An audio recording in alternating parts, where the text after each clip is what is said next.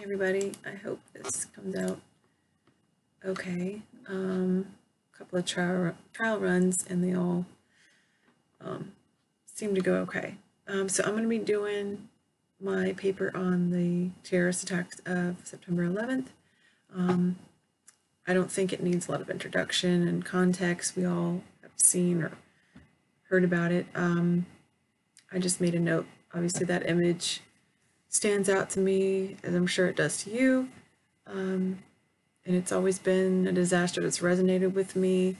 And there's an overwhelming amount of literature on it, and which I guess is a great thing and a bad thing.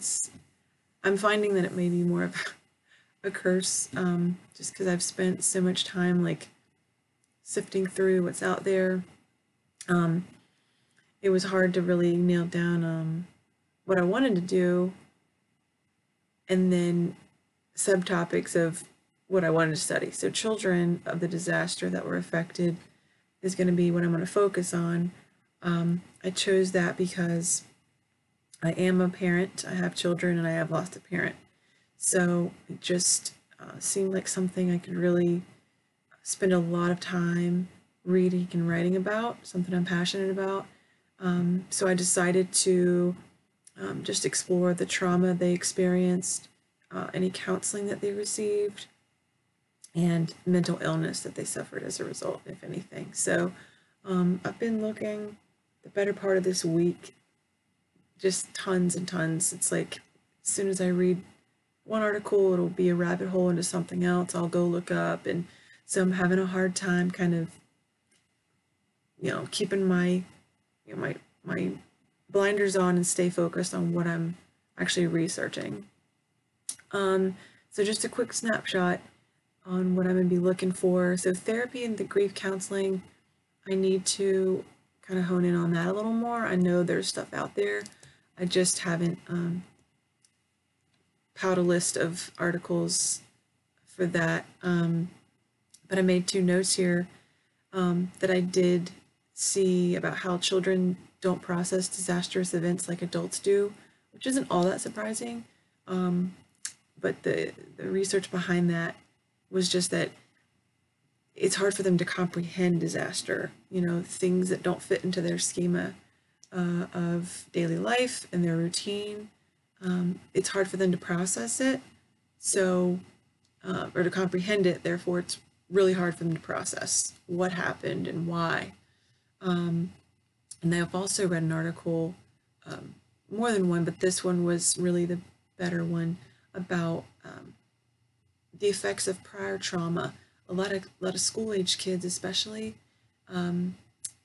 seem to be pretty stone-faced in a lot of cases that I read, and that one of them in particular went on to do a study and determined that effects of prior trauma in that child's life can determine how they experience the present trauma that's going on, or disaster in this case. So if something happened to them, traumatic in whatever realm that is, can really play a part, which again, not all that surprising, but it's tough because so many different children come from so many different backgrounds. And I think I made a note, variables like age, socioeconomic status, race, and ethnicity contribute to their resiliency in psychopathology.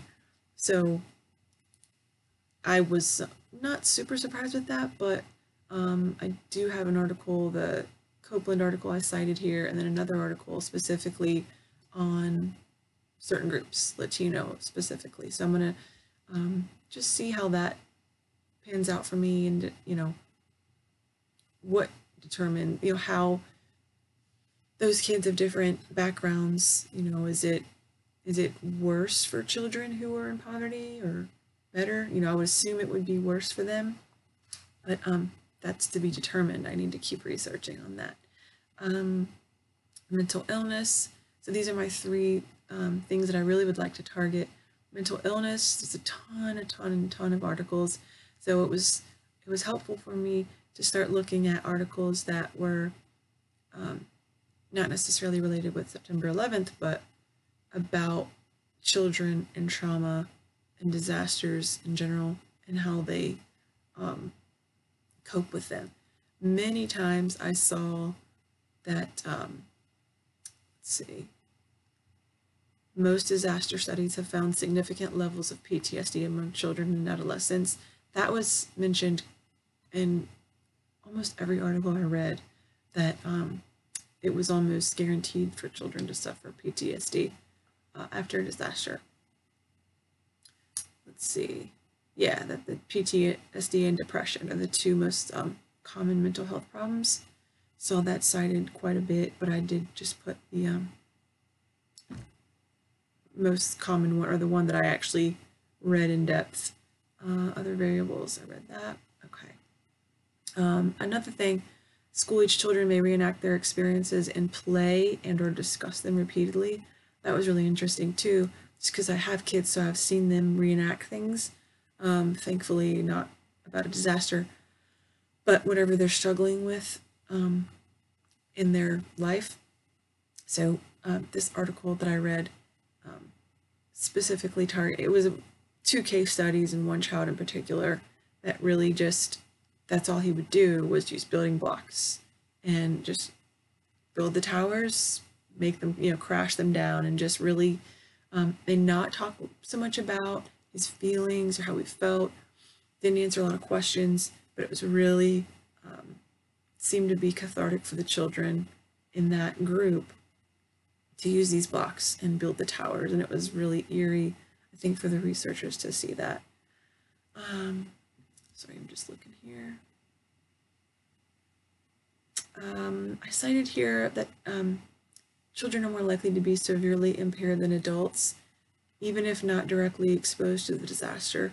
And that's just one article. Going into my next steps, I would like to kind of see what kind of truth there is to that, or if there's more research about that.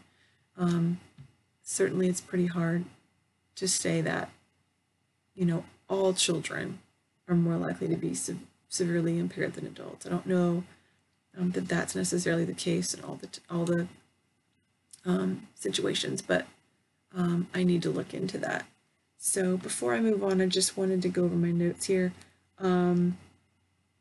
So I admittedly didn't realize how easy it was on the library website to access the general topics and then the U.S. major daily newspapers. That was really helpful. YouTube, great for access to videos, not necessarily to base my paper on, but it's helpful sometimes to just give your mind a break and for me to watch those videos and make connections with the kids. And most of the videos are of the children grown up in the past few years. So, and I've also read some newspaper articles. I didn't cite them here, they're at the end of my references, but newspaper articles are really cool because they can give you, they're usually on one person, a very specific and detailed account of one person's experience with the disaster. So I read a couple, well, several really, but it seemed to be the theme with all of them. None of them were, I'm sure they're out there, but the ones that I came across, the Wall Street Journal, New York Times, the kids who are now grown, they all made mention of that common void. They feel really empty. It's a huge emptiness. They moved on, but they didn't forget, and that it's been really hard for them to address the why. Why did it happen? It's something you can't answer, and they've just had to deal with. And 1 minute their parents here, the next they're gone. So that void is a really common theme, and that emptiness. And I think it's a topic worth studying because, children are so vulnerable, and, in my own experience and probably yours too, any trauma from your childhood can really shape who you become as an adult. So that's really inspired me to keep researching this. That's pretty much all the notes I had on those topics. So my next steps, I'd like to seek help if I should stay away from the newspaper articles that are highlighting these one or two people. Again, I mean, the note, there's power in numbers, so I know that scholarly articles are, where it's at and what we should base our research on for sure, but it's been nice to kind of get, real world, if you will, glimpses into people's lives and how they handled it. And again, it was interesting to see a common theme with the ones that I've read, and I'm sure I can keep reading, so I'm just not sure if I should stay away from that and just stick really with the empirical data, and wanted to research more, like I mentioned earlier, about trying to get a better consensus among the researchers on how they do view PTSD in children. A lot of these articles were from, well, it was a mix. I wanted to stick with some that were right after the disaster, because that's when the children were children. Now, I'd like to see the research now on how they feel about that. It seems to be a lot of different opinions on that.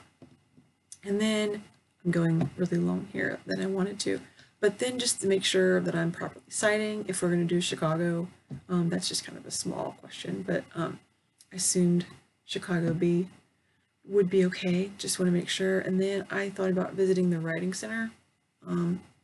It's right there. I pass it all the time in the library, so I think that I'll make use of that once it's closer to the time that we're really involved in the paper, and get them to take a look at it for me. So anyway, I've really enjoyed researching this.